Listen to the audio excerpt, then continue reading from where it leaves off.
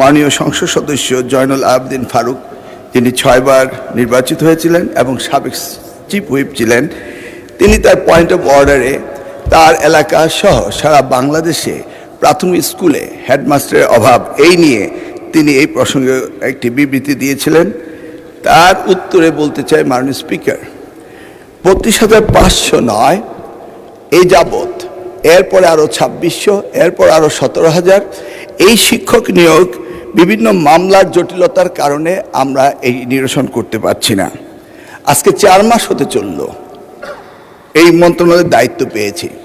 প্রথম সপ্তাহ থেকেই এই আদালত পাড়ায় এই মামলার জটিলতা নিরসনের জন্য চেষ্টা করেছি, কিন্তু জানি না এখন পর্যন্ত অ্যাপিলেট ডিভিশন থেকে কোনো কজ লিস্টে এগুলি আসছে না এবং সারা বাংলাদেশে এই শিক্ষকের অভাব সকলেই বলছে।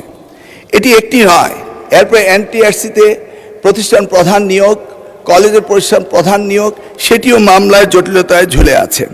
সেখানেই শেষ নয়, প্রত্যেকটি প্রাথমিক স্কুলে আমাদের দপ্তরি কাম নাইট গার্ড, সেগুলিও মামলার কারণে ঝুলে আছে। আমাদের মামলার যদি পরিসংখ্যান দেখি তাহলে হাজার হাজার মামলা আমরা দেখতে পাচ্ছি।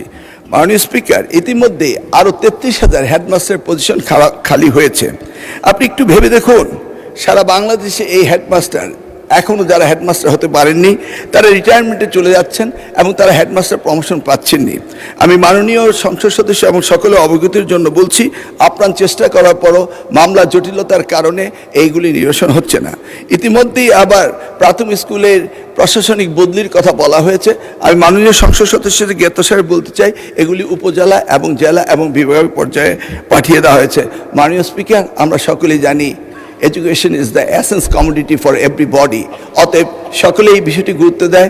আপনার মাধ্যমে আমি এই বিষয়টি সকলকে অবগত করলাম। ধন্যবাদ আপনাকে মাননীয় স্পিকার।